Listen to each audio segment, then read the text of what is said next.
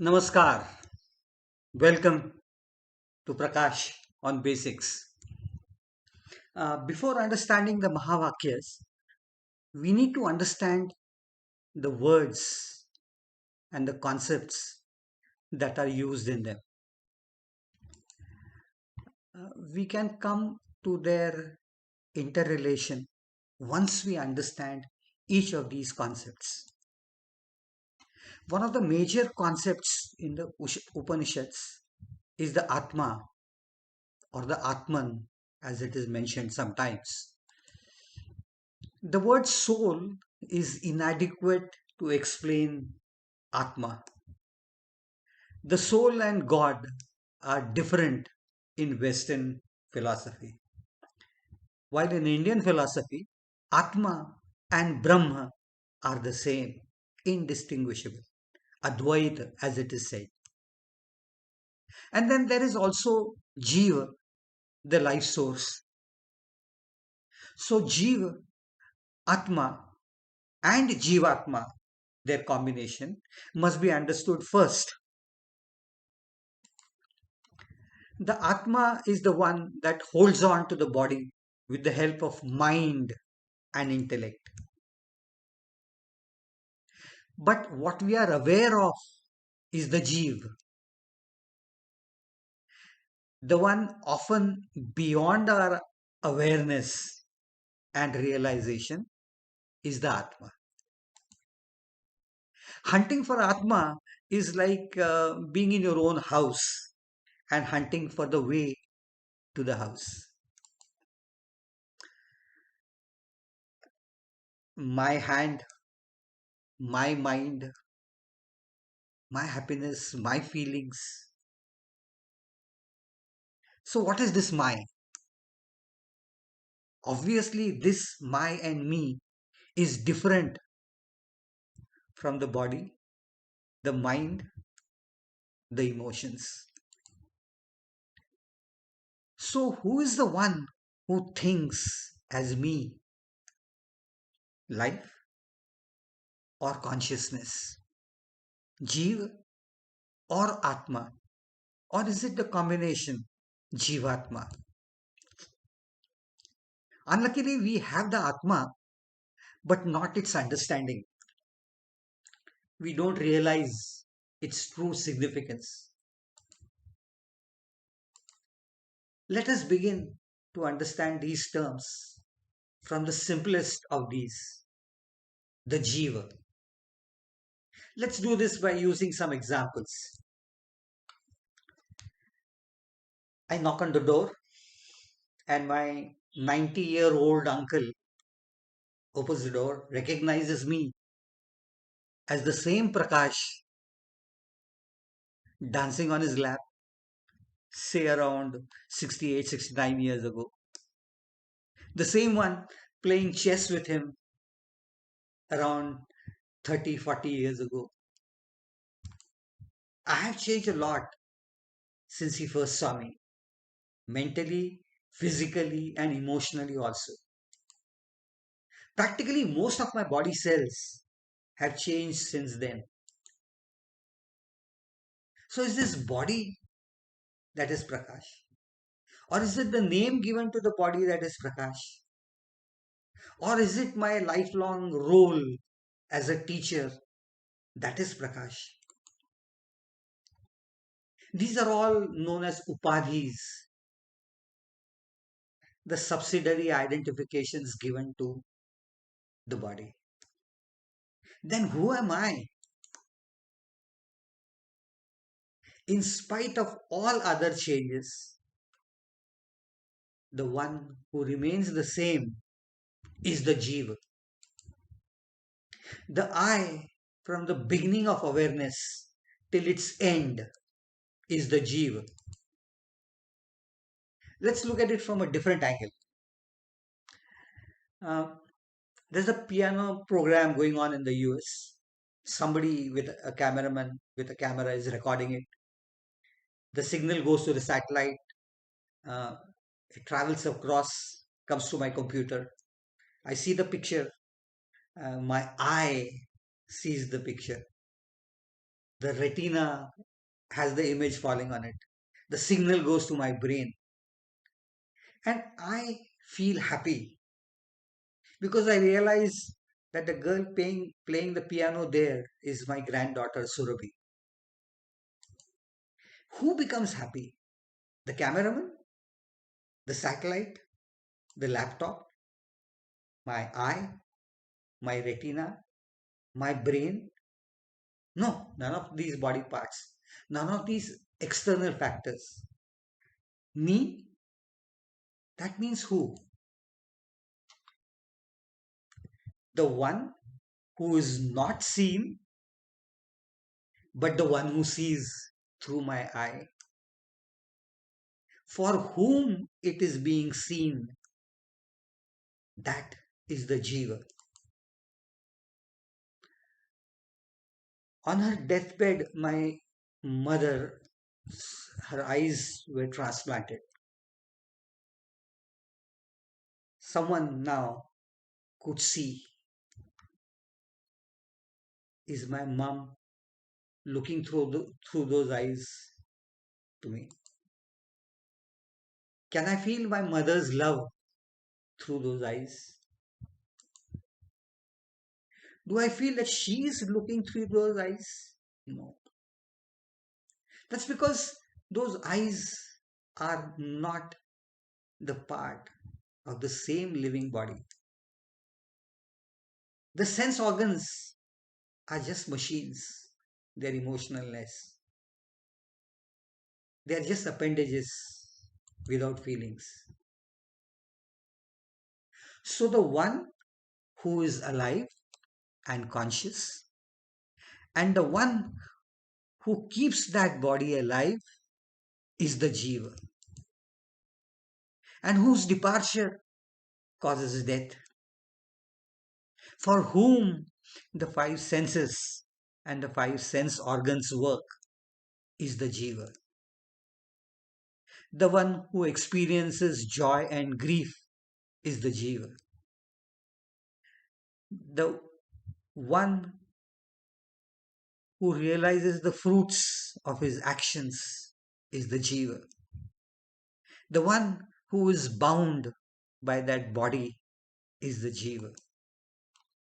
The Jiva is the one that is born, the one with a living body, the one whose body can be influenced by what we know as the samskaras. It is that power which acts and experiences through the body which is known as the Jiva. Adi Shankaracharya gave 8 characteristics under different categories that define the Jiva. This is known as the Puryashtak. Ashtak is obviously 8, as I told you long back sometime. The five senses is the first group. The five sense organs are the second. The Pancha Prana, the five life forces, is the third. The five elements that constitute our body is the fourth. These are the first 4 categories. The fifth category is known as Antahkarana, the inner machinery, which consists of the mind, intellect, subconscious, and self awareness, known as the Man, Buddhi, Chitta, and the Ahankar.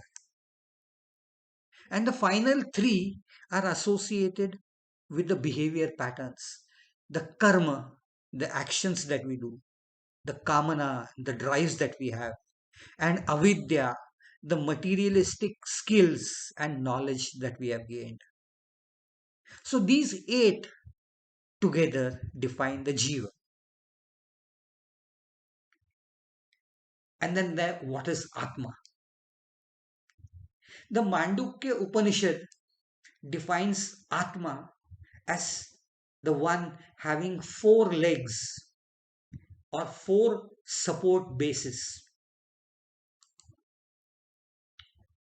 First is the Vaishwanar, the one who interacts and experiences the physical world when a person is awake. Tejas is the second. It's that part of me that interacts and experiences everything in the sleep world in dreams, real as it appears to me. The deep sleep, the dreamless sleep, is known as sushupti. When a person awakens from such a sleep and realizes that he has had a deep sleep, a dreamless sleep, the one who realizes is known as the pradnya, the third support.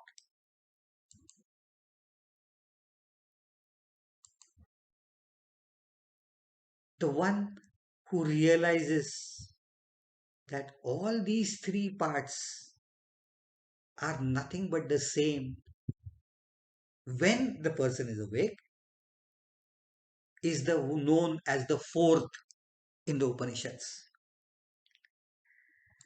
Gaudapada, the guru, guru's guru of Shankaracharya, coined a word known as the Turya or the Turiya for this fourth state. So the awake, the dreaming, the deep sleeping form the total consciousness in its full capacity known as the Atma. The Upanishads also define Atma as a charioteer. They talk of Atma as a master of a town with 19 gates. What all this is, I'll discuss maybe in a couple of weeks' time later. The Upanishads also link the Atma with the primordial sound known as the Om. It consists of two vowels, A and U, and a nasal M that are all put together as Om. A plus U plus M gives Om. When the Atman is realized by an individual, this sound is heard deep within oneself in the deepest of consciousness and is known as the Nada Brahma. This itself is believed to be the Atma. Atma then is also the non interacting witness to Jiva's life. We can look at it from a different angle altogether to make things easier. Atma is like a screen, either a TV screen or the screen of a cinema. Fire, floods, bombings, earthquakes have no effect on the screen, even if they are a part of the film. It is unaffected by the joys and sorrows of life and death that goes on in the film. When the film ends, all is blank. The screen is ready for the next show. The reality then is the screen. The screen is permanent. The projection is temporary. The film you are so engrossed and involved in is just Maya, the unreal real as it is talked of. And the one who projects all this is Ishvara, God's manifestation. Actually, every individual has mind, intellect, subconscious, and self realization. What I talked of some time back, man, buddhi, chitta, and ahankar as antakaran. These are different in an individual. So we feel that each atma is different. Like the screens having different shapes, size, material of the cloth, type of the material of the cloth, etc. But the basic purpose of all of them is the same. The difference is only superficial. Later on, as we will talk of, all the clay pots feel themselves to be unique and distinct from others. But the clay in all of them is the same. Mruttika ivam satya, as it is said. So, till death, the one who does not change remains unaffected and is a witness to everything, that we must consider as indestructible, infinite, as the Jeevaatma. And if we can think and realize beyond this, the Atma. So it is the Atma that makes Jeev functional and active. Like CAT scan or a 3D printer. If you've seen them, there's basically a machine, a software that runs it, and the electricity that makes everything go. The machine is the body, the sharir. The software is the jiva, and the electricity is the atma. The electricity has nothing to do with the results. The electricity has nothing to do with what happens to the patient. The electricity has nothing to do with what is the outcome of the findings or the makings of a 3D printer. We'll soon have Diwali and a number of lamps that will be lit. Beautiful light. Due to what does it burn? The lamp itself? That is the body. The oil and wick, they are like the organs. The flame is the Jeevaatma. But the root cause that we often do not realize is the temperature of the plasma that causes prakash or light to be emitted. So the Atma is the temperature. And the rest of things that we look around and see form either the Jeevatma or the Jiva itself.